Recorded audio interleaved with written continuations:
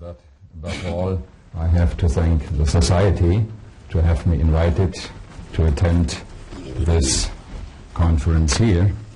I'm very delighted about it because I have already had quite a bit of chances to meet very fascinating people. As the introduction by Chris told you, I'm a physicist, and as such it's sort of an unusual situation.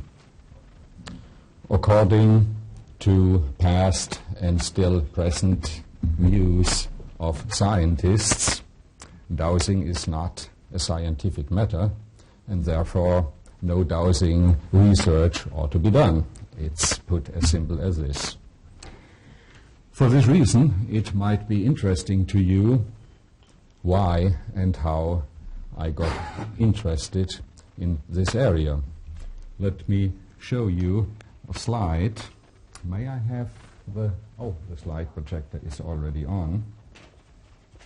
This is an old lady, Emmy Kitterman. She was active from 1920 to 1970, or a little later even, in Germany, and she is one of the most fascinating dowsers in Germany, and her records are really unparalleled. By chance, I was exposed to the most famous success she ever reached in her long life. And this is worth to be told you just within a minute or so.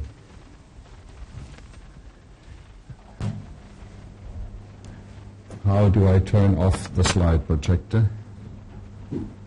Okay, I'll leave it.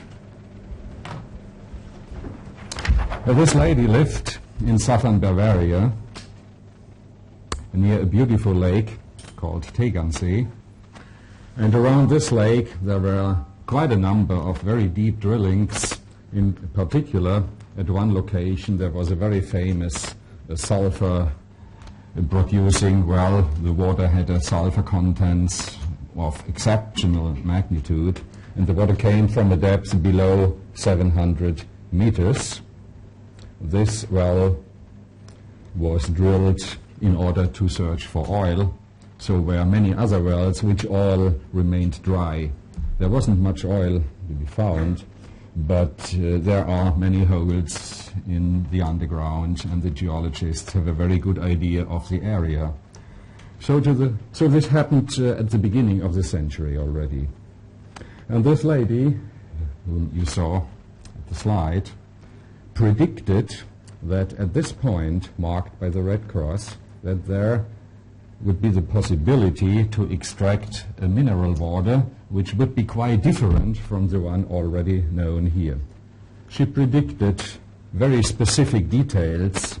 She said the flow comes in this direction, so there is no connection to the existing spring. The water would be found already at a depth of 200 meters and not between 700 and 1,000, as geologists might have expected, if at all. And above all, she claimed that it would be soaked with iodine and salt, so it would be a real good mineral spring for health purposes and so on. So the prediction was very specific, and based on the existing knowledge on the geology, it was absolutely insane to make such a prediction. I must make the long story quite short. When the drilling had been done with many difficulties, all the detailed predictions turned out to be true, exactly true. I investigated this case because I couldn't believe it in the first place. I thought maybe it's a tale, it's not true. If you research the facts, it turns out that the story was quite different. No, the story was just as I presented it to you. So being a physicist and being interested in new things in science, I thought this can't be an accident. There is virtually zero chance to make such a prediction given these circumstances. So this, to me, was a start to look into this dowsing phenomenon, to which I had no particular connection before. Well, I talked to a number of other scientists and made myself familiar with a very difficult situation in the field. And I worked for a couple of years. Again, a long story must be told very shortly here. You don't have to read this in detail, but I just want to indicate that we took some action. And I found out that dowsing is, even in Bavaria, a very familiar technique. Officially, no one accepts it, but below a certain surface, dowsing activities are very popular. And later I found out that even geologists make use of dowsing, but not on an official level. So all the doors I found were closed, but to open them was sometimes not that difficult as one had thought. The important point I want to make clear in the forthcoming 40 minutes is this. Maybe you are experienced in dowsing, you may know what dowsing can do, what you can do with this technique. So all I explain today will be almost trivial with respect to what you know. So there's really not much new, but the point of my presentation is not to tell that a dowser can find water, for example. You know all that, so it would be not necessary that I talk in principle. However, the interesting and the important aspect is this. Although dowsing has been something practiced in almost all populations long times ago, and although at all times there have been exceedingly successful dowsers, such as the lady I indicated here, so at all times it has been possible for a skeptic or a critical person to make oneself familiar whether dowsing features really exist or not. Some people have done this on a private basis. And the official limit or the official line has never really been crossed. There have been some investigations around the world of some limited proportion. So we thought if we add investigation number 101 to many other investigations, it wouldn't help much, because everything in principle is already known. I found literature from 2 centuries ago, and what was written there was still valid. So not much really has happened if we look at the general basis. So our idea was, if we do a research program, it must be supported by authorities, by scientists. It must be backed up to such a degree that when we finish a report and something comes out of it, then it must be taken serious and it must have consequences. That was the idea. And I'm happy to report that we succeeded to a large extent in this. So after long discussions and much work, a lot of scientists from different fields in Germany, some from abroad, supported a program to be done, and the German government, at first the Ministry of Health, because the hazard of so-called Earth rays was one of the initial questions. Later, the Ministry of Research then took over and supported our program, and the dollars, Chris indicated, never played any significant role. We could have had much more money, but not to stir up the community too intensively, we tried to make it as modest as we could. So our research came into existence, and we did a lot of experiments. Altogether, we worked with 500 dowsers, and 100 of them we investigated more closely. Now, in order to do experiments which can be appreciated on a scientific level, you have to do something different compared to what dowsers themselves do in order to make themselves clear that the thing works. So in accordance with the many skeptical and critical scientists from other fields, we had to accept that the first step to go is not to investigate health hazards by X-rays. That would be a second step. The first step just had to be, does the dowsing phenomenon exist at all? Yes or no? It's as simple as this.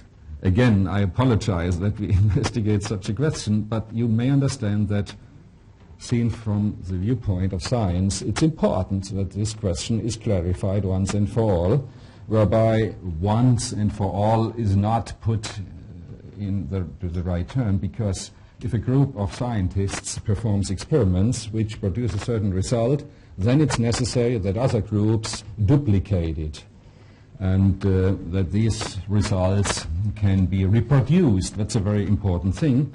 So we designed procedures which can be copied by other groups, and we hope very much that this will be done further. So we try to find out a most simple question. And we had, of course, to limit the scope of the investigation. You all know what many fields there are, how many fields there are where dowsing is involved. But we had to put it to the most simple part you can ever extract here. And that is the question, can persons exhibit position-dependent or location-dependent biological reactions in a way which cannot be explained by conventional, trivial ways? So that is really the important thing, the on-site dowsing effect, site dowsing. We do not deal about map dowsing or paranormal phenomena or things like that. So we really started at the most basic point. And we had to invent some experiments to check this, and not to start from scratch. We copied some experiments which had been suggested before and where it was reported that dowsers would be successful. For this reason, we started with a so-called pipe searching experiment carried out in a barn.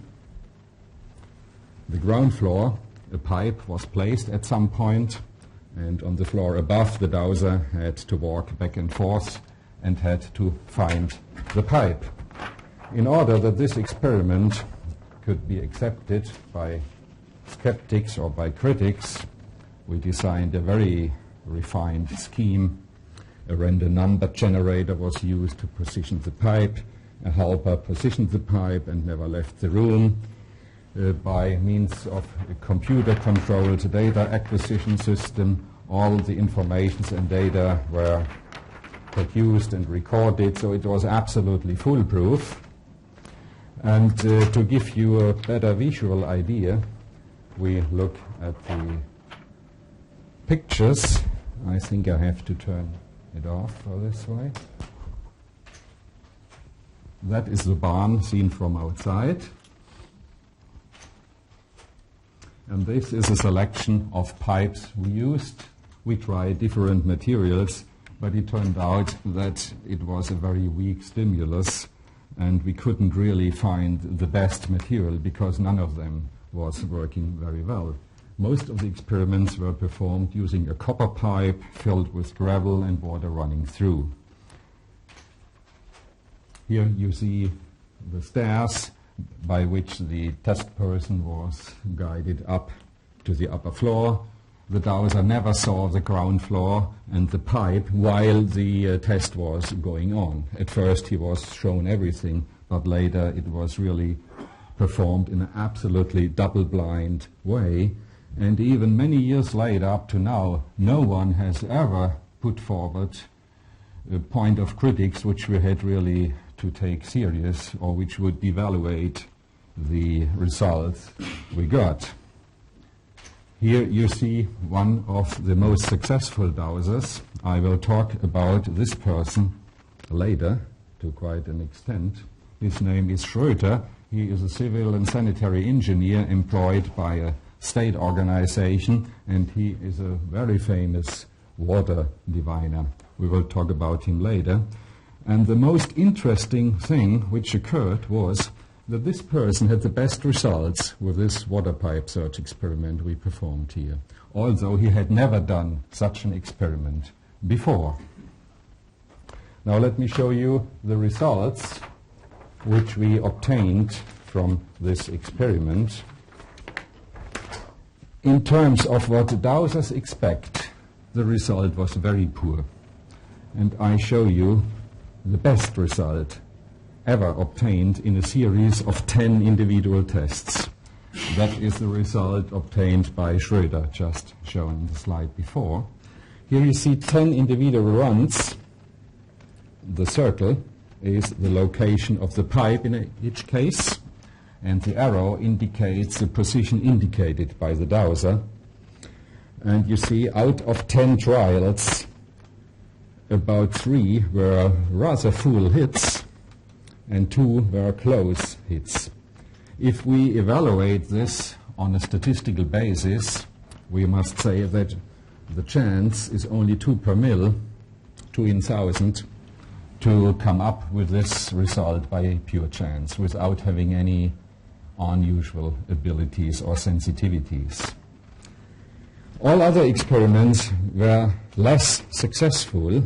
This means the average chance to locate the pipe, given our conditions which we had set up, was not even 20% on the average. Very poor success on the average. However, that was not the point. For us, as I noted before, the question was, does there a dowsing effect exist, yes or no? And the question was not how big is the dowsing effect. That's a completely different question. So for us it was completely sufficient to find any effect which is sufficiently significant if evaluated on a statistical basis. And I'm happy to report that we did find highly significant effects. The data was evaluated by experts in mathematical and medical statistics, so there is no doubt about the very complicated evaluation of this and forthcoming experiments. And if we take together the result of all test persons, which we had to do, all about 50 persons taken together, their result can be reproduced only with a probability of less than 1 in 1,000 by pure chance. So several individuals, as well as the total group of dowsers, were highly significant. I hope you have understood the difference between individual success in a particular task, which may be very, very difficult, which you can never solve with 100% for the given circumstances, and the all-overall appearance of the performance, which can be either due to pure chance or may show a highly significant effect, which we found. With this, our program could have been finished. However, the evaluation and the data taking took a long time, so we did some other experiments as well. And since this individual dowsing success was not so big, and dowsers often told us we can find water, and we knew beforehand that water could be found with a very high rate of success, with good probability, we thought there must be other experiments which work better. So we tried a lot of other things. At first, we thought we use natural sites, and we built a wagon which could be put over certain natural reaction sites. The dowsers would work inside, the wagon would be shifted, the person gets out, gets back in again, and so on. It turns out that this kind of experiment might be successful if one can do it properly, if the sites are convenient, but unfortunately it turned out that it was just too difficult to operate this kind of experiment, and we had to abandon it. And instead, we designed a so-called Planck experiment, which I will show in a minute. In the meantime, we tried electromagnetic sensitivities, but maybe we did something wrong. We got only a very, very small statistical significance. We used a low-frequency irradiation of a very weak intensity, but there was no clear-cut response. But I must admit this was a side aspect and not the main focus. So we went on and tried to do better experiments at natural sites. And this is such a plank, and I will show you the scheme in parallel here, which we designed. We used experienced dowsers to tell us where a natural reaction zone or line might be. So suppose the shaded area represents such a reaction area. Then we put a blank over it. The blank was necessary to remove information from the floor, from the ground, from the soil, so that we had always the same clean condition. And then it was very important when the dowser was appointed to walk along and to search for the reaction zone that his starting point varies, and it was important that he had to be blindfolded, because when you can look around, then of course it is impossible to do this experiment more than once. But we had to repeat these experiments very often to get a significant chance for a statistical analysis. In order that blindfolded people can walk by themselves, it was not allowed that a helper guides the people along, because by this way information could have been transferred, so the dowser had to walk by himself. We inclined the side planks in such a way that walking was quite easy. I must add again that this kind of experiment puts a hard burden on the dowser, because it does not reflect normal working conditions, and for this reason we knew that the results could not be as good as in principle possible. But again, we hoped that some effect would show up, and we were not interested to get out the maximum possible capability or sensitivity of dowsers, but again, we were interested in a yes or no effect. And we hoped that despite blindfolding people, we would get the effect. In order that no information could be drawn from the blanks, we covered it with a carpet. Then black glasses were put on, and a piece of clothes was hung over, so that there was really no chance that you could peek through the black glasses. We had advice from conjurers how to do these things. This is very important, because we were constantly surveyed and checked by quite a large group of control scientists who came along, watched how we performed the tests, and we could not afford any weak point, and it was our own interest not to come up with results which were not true. It's not my interest to find anything which is not true. So we wanted to find the truth. So we accepted all controls and thought of all possible controls to be put on in order to render critics invalid. So the dowser is ready to go. This lady also, and here you see how a helper guides the person to a particular starting point. And since the dowser doesn't know from where he starts, it doesn't make sense to count steps and then to say, well, here's reaction zone, wouldn't help. So it was really well designed, and only a good dowser could succeed such an experiment. Here the start begins. Here again, each dowser could use whatever rod he was used to. We accepted everything. Now let's look at the results. Here we had better success compared to the barn experiment. First of all, we found that not every dowser was able to locate the reaction zone. Here you see 40 experiments. This is the distance along the blank, and here is the number of reactions given at a 5 or 10 centimeter interval. So these are 40 individual reactions, and they occurred distributed all over the plank. Wherever the dowser walked, he found a reaction. So this is absolutely insignificant. The success is 0. Another dowser walked along the same plank, and wherever he started, whenever he crossed the supposed reaction zone, he got the signal. So he was successful, I would say, 40 times out of 40 trials. Unfortunately, among the about 50 persons we studied this way, 15 had such high success rates, and about 7 or 8 of them repeated these high success rates several times. So altogether, we had a probability of 1 to a million that this could be explained by hitting only on the basis of pure chance.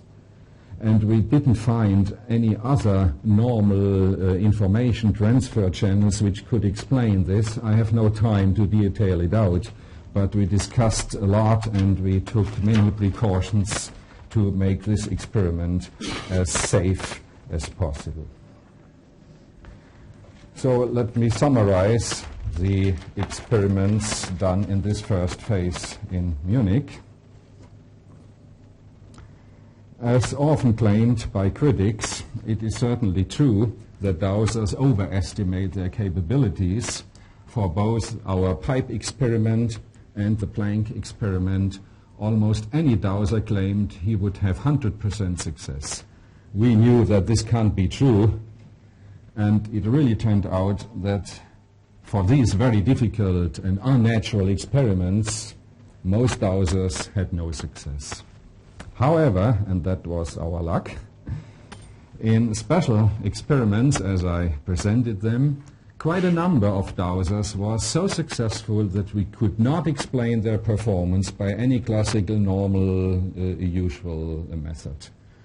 And we discussed it with many skeptics and critics, and no one could put forward an explanation either. So our total result is that the performance of the entire group, including everyone, even the less successful, or including all of them, even those who didn't perform anything spectacular, the total group performed much better than one would expect on the chance hypothesis.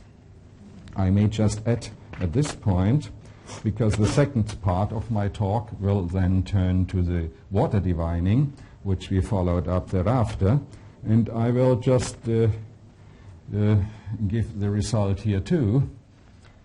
Again, not surprising to you, but let me make clear, this statement here is not my personal evaluation. That, of course, it's true, but this evaluation is now shared by quite a number of scientists with good reputation, in Germany at least, and some from abroad. I will detail this out in a little while. So it's quite a difference to make oneself privately familiar with what a dowser can and to introduce this kind of knowledge into a more official basis. And you can imagine that this was not an easy task, and I have no time to discuss the difficulties. We then turned over to the natural sites because we wanted to know, at least for a later part of the research program, whether there may be some explanations or whether there may be some possibilities to enhance dowsing sensitivities. And for this, we had the chance to investigate an alleged fault. In Germany, the reason was that a deep drilling had to be done, and there have been 3 dry drillings which casted 1 million marks and didn't produce a drop of water. So we were approached, that was near the end of our successful research program. And I used then Schröder, whom I mentioned before. I sent him to the area and we made provisions to run it like a test. And he came up with indication of faults and crossing faults, and he indicated a location where the drilling should take place. To be on the safe side, we appointed a second dowser. He was Andrei Apostol, who has been attending this conference and who has also a very impressive record of drilling and sighting interesting spots where the geology of the underground shows anomalies. So these 2 tests were done independent of each other in an area which measures 20 square kilometers. And let me show you for two parts of the area what the two dowsers put to protocol, independent of each other. They agreed so well that I really thought we had made a mistake. It was the same graph, but it wasn't. They agreed as perfect as one could imagine. All right, that was a big success. Nothing new to you, but for us it was quite interesting because geology people were already involved at this stage. And then we decided to do a geological analysis of this area. So the first thing was to do a geoelectric sounding. This was done in an absolutely professional way by an expert group. They investigated the surrounding area. P denotes the most favorable alleged drilling point. And this now is the map put out by the geologists. And they said, all right, this point P given by the dowser signifies a disturbance in the underground. There are faults. The second method was a radioactive scanning, which is indicated here, and there was a sharp rise at the line which again pointed to this critical area. So that was the second method, which proved that the point located by dowsing techniques was indeed of interest in terms of the geologic measurements. Then we tried a third method, which measured the seismic activity of the ground. And the result is this. It's perhaps a little difficult to understand, but let me explain it in this way.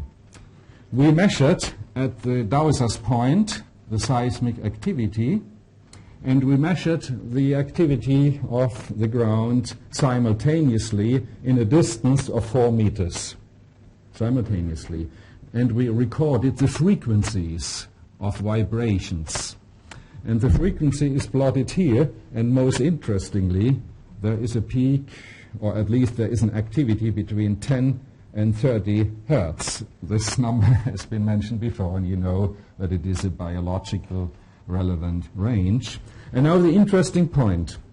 At the dowser's point P, the vibration amplitude was much, much higher than only a couple of meters aside. And this is very interesting because the experts who did these measurements told me it's nonsense to do it. It would be the same because the wavelengths of the characteristic eigenfrequencies and so on are this and that. And I said, whatsoever, let's do it. I want to be sure that seismic information cannot be used by the dowser. Now it turned out it could have been used. Whether seismic information is used by a dowser, we don't yet know, because no one has ever investigated to what extent seismic vibrations can be sensed by a dowser. This, by the way, will be an experiment which we plan together with a geophysicist next year. So even the third method, carried out at the dowser's point, proved that the dowsers did something which was valid. Since this top dowser, Schröder, was appointed by an official agency in Germany, I have to tell you a little more. This agency is called GTZ, which means Gesellschaft für technische Zusammenarbeit, translated. It's an association for technical cooperation between Germany and third world countries. It's part of our federal ministry for help for other countries. And one of their projects is concerned with finding water, and it just happened by accident that this Mr. Schröder was already involved in locating water by dowsing techniques. We didn't know that when we started our program, but by then he had already finished with high success a prospecting program in Sri Lanka. He drilled there almost 700 boreholes with a success rate of 96%. And this is quite remarkable because in the same area other institutions also drilled, and they have a success rate which is at best 30%. But we have evidence that it wasn't as good because they don't tell you how many test drillings, unsuccessful ones they used and so on. They don't show the records. But this GTZ experiment, it's not the experiment, it was a field program.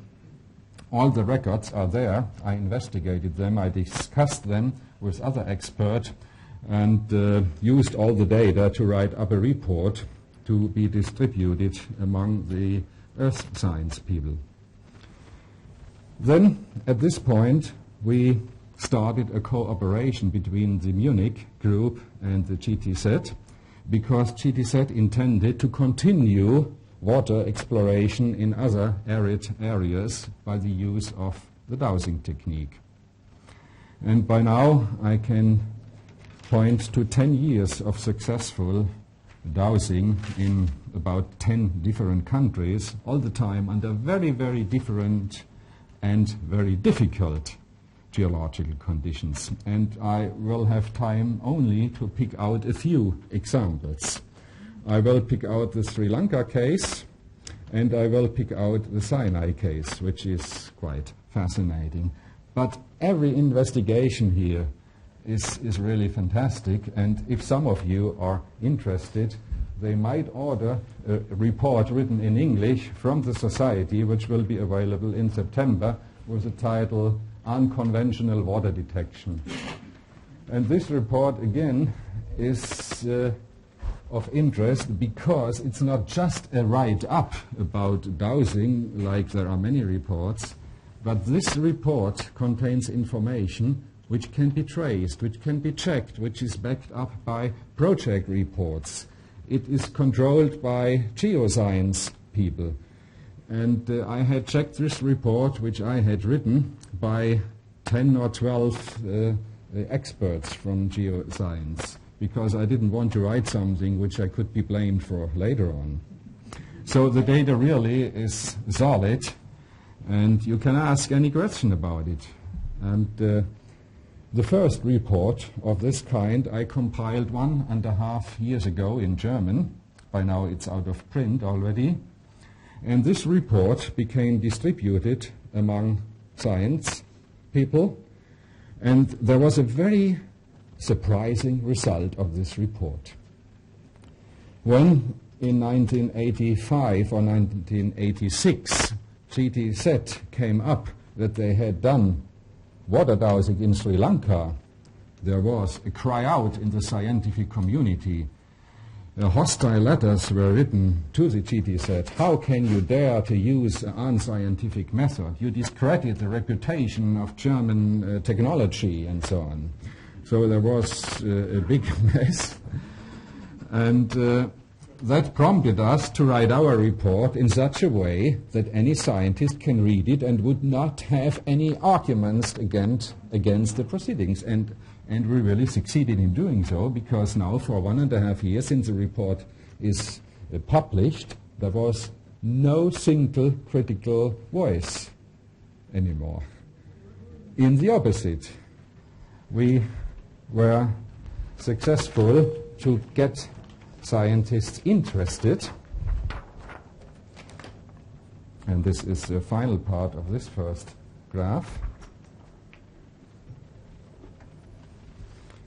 We had this cooperation. We published in 1991 this report, and this was the beginning of a hopeful and rational cooperation with scientists from geoscience.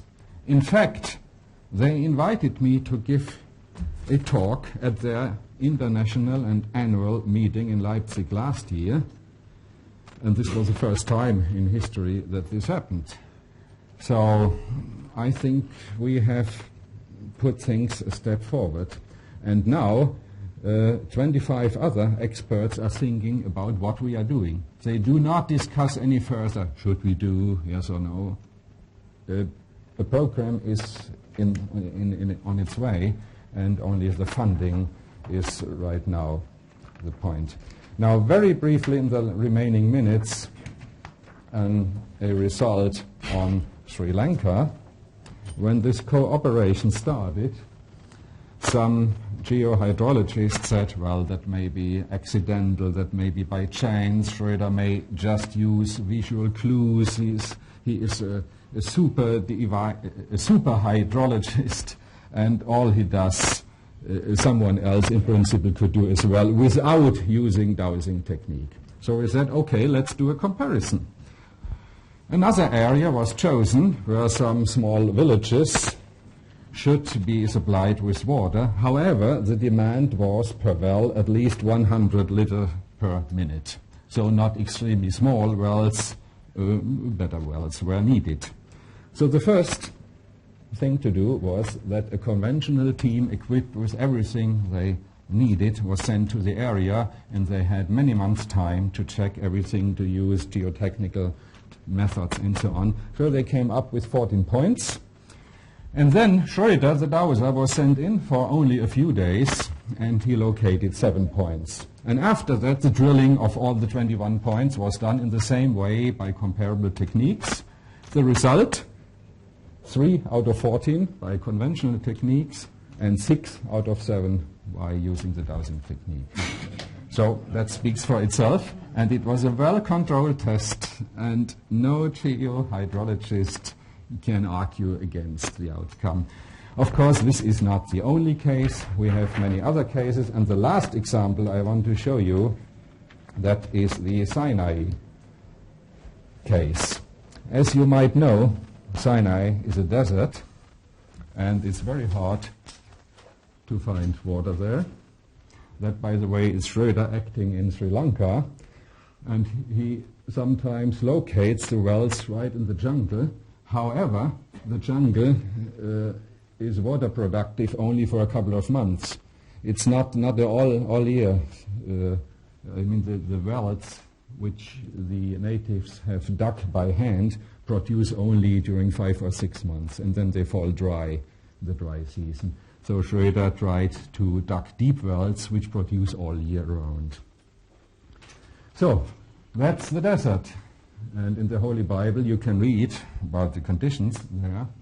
And in more recent times, teams from Egypt and also from Israel during the long occupation of about 12 years or so. More recently, groups from Japan, from the European market, from EG teams have looked for water. They have drilled a large number of boreholes without success. Only in the northern part, more close to the coast, they found very old water in 1,000 meters depth. But this cannot be regenerated, and it's full of minerals, but it was not a big success. That's another view. Then Schröder was called in, and he took a week to locate about 15 spots right here in the central Sinai. Here a plug is put in. That's a group of helpers. And again, it's quite important to note that visual clues or looking for bushes, valleys, trees, animals, plants, and so on doesn't help here. Well, to make the story short, out of 14 drillings which had been done, 12 were successful right away. The amounts of water were not gigantic. That cannot be expected because the rainfall is very limited. However, he managed to indicate the sites where water would be found. He indicated the depths, which was around 10 to 20 meters, very shallow water aquifers which could be recharged once in a while when a heavy rainfall occurs, 1 or 2 times per year. He was able to locate it, and this was such a success that the Egyptian authorities requested him to do dowsing in another area, which he did, but the drillings have not yet been done. Right now he operates in Namibia, again with exceptional results. And the last slide I show you indicates that there are a number of correlations between the dowsing signal and technical methods. We have a lot of such indications. I only don't have time to present all of that to you. This is in the Sinai because there is very little technical smog the electromagnetic smog there is very, very low. And that's why Schroeder senses these very, very shallow water aquifers from a distance of more than 100 meters. It's just, as we have heard yesterday morning by another very talented dowser here, you enter a field, you sense the direction, where to go, you go, the signal increases, and when you hit the spot, then you know right here you have the drilling point. And the red line is a shortwave radio signal operated in a certain way, which I have no time to describe. When the water aquifer is deeper, as it is the situation in Namibia where Schroeder operates right now, we use the VLF technique. And again, we find very good correlations between the VLF, that is the signal, and the arrows are the dowsing points which have been drilled and have been successful. Well, there would be much more data to tell you. Some of it is contained in the report I just indicated. But to summarize our efforts, let me say that although up to now we did not find anything you would not have expected, we were able to compile and to write down the data in such a way that serious scientists can get interested without losing their reputation, that further work is enabled. And this further work, I think, would be helpful for all of us, because the dowsing technique, for example, in arid areas in the third world countries, are a very important thing to do. And technical methods will never allow to find that much water as is needed, because it's much too expensive and takes much too long time. And the dowser is much more efficient, and the official authorities begin to sense that this really is the case. And so I think one can do a good job pushing things as we did, which doesn't mean that the things which you do contradict each other. I think if one works in parallel, it would be beneficial for all of us. Thank you very much.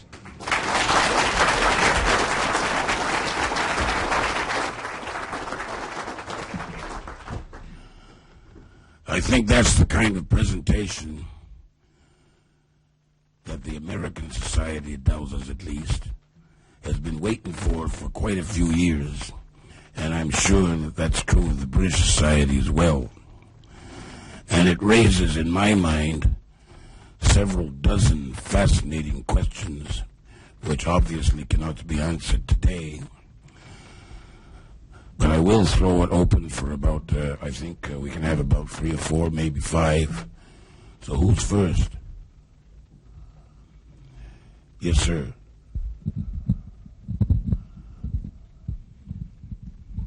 Can you hear me? Yes, sir. In your presentation of the people walking along the wood plank, you had a significant almost failure there, except for 1 or 2 people, correct? No. It was very poor. No, the fact is that most of the dowsers failed. Right. And only a third of them succeeded, and a sixth of them succeeded very well. That's right. Is roughly the Now, situation. did it occur to you when you were doing those tests that one of the faculties required by a dowser is to use his eyes? Yes, I agree. So that if you blindfold him, he's only using a tiny bit of his ability. I agree with you that he cannot work the normal way he is used to. Because we don't know to what extent the visual senses are needed, but it is certainly a hardship, and we know that the ability of effective dowsing will be reduced, especially those dowsers who use the bent rods. Yeah. They cannot see the small movements if they are blindfolded. So this... I mention this because I've come across during my career in dowsing more than a number of people who douse with their eyes only. They see over the ground.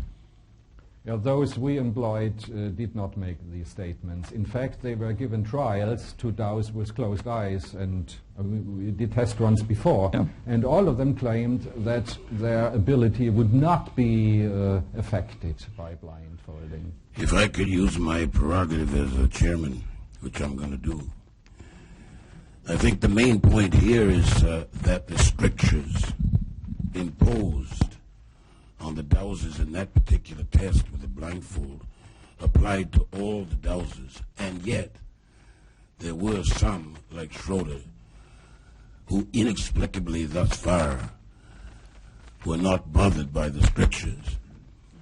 Now, if we took the blindfolds off to satisfy your requirement, which is a good one, I am sure that the majority of dowsers would not score as well as the 2 or 3 who would outclass them. Yeah. Any more questions? Does Terry Ross have a question? Well, I had a thought or two. Do we need Here comes the mic. I refer back to the test in the barn, and there was a picture of Schroeder standing there. Did it occur to you that there were, in addition to what the dowsers were supposed to find in a pipe with water running through it, at least 2 natural courses of water beneath the barn? Was that taken into account? Yes, because as I looked at the picture, sure. as I looked at the picture, there was one just behind Schroeder standing there. Another thing occurred to me. When we teach dowsing, we make the student be sure that the reaction he is getting pinpoints the water vein from the tip of the rod, from his hands or his feet even. Was that taken into account? Because there were near misses there, and I thought really it might have been that difference. Well, every dowser operates a little different, and You left it up to them. We didn't want to interfere with him, so he could do whatever He he did. wanted. He I had to see. point the drilling Yeah. spot, period. I congratulate you on a very nice step forward. Thank you. Can we have 1 or 2 more questions, anybody? Yes, sir.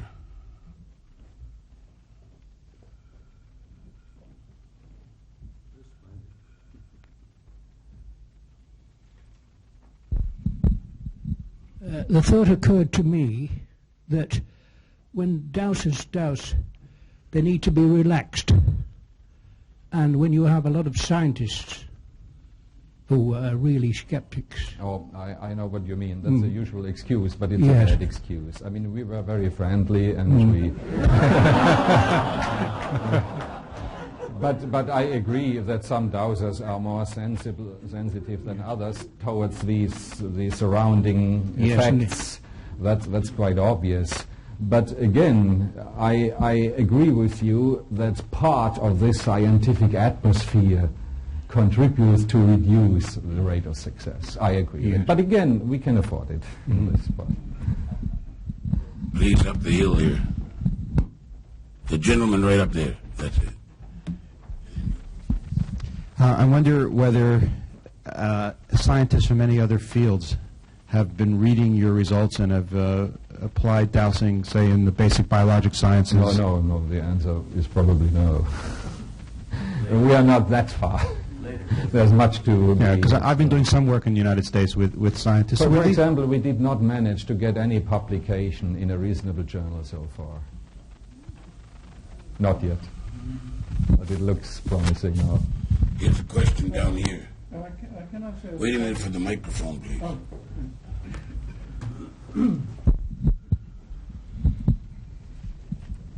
In these tests, we don't know actual conditions they were working in. Had they been using their dowsing skills before that test and could have become tired using their muscles, because you've only got so long in which to be accurate.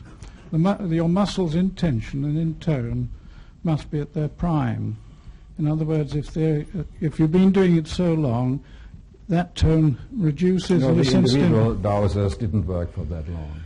No longer than an hour No, at most. Yes, but an hour is a long time. Well, but it was up to them. An individual test at the Yes. brain takes 1.5 minutes, and they can take any time of Yes, rest but they want. what I'm saying, in the test, you've got to take into account the condition of the dowser at the time. Had he been fatigued, because you can even read in Tromp Yeah, we and so know, forth, I know. that after But- time, muscular tone Yeah, goes I understand your point, but again, let me make clear, it was not our intention to extract the maximum possible effect. That wasn't necessary. Yes, but this, again, is infected in their own natural sensitivities. Some maybe not as sensitive as others, and they lose that quicker. If our experiments had completely failed, then we would have rethought Ah, yes, but- what could we Oh, change. quite. I mean, your prime chappie Right. was a good, strong Right, chappie, but right, right. people vary. Yes. I can't say any further. Yes. We'll have two more questions to this gentleman, and then I want to make a comment. Oh, wait a minute, also Major Smith. Go right ahead. Are your results of detection of radio frequencies consistent with Professor Smith's? That has to be checked up. I don't know. Major Smith.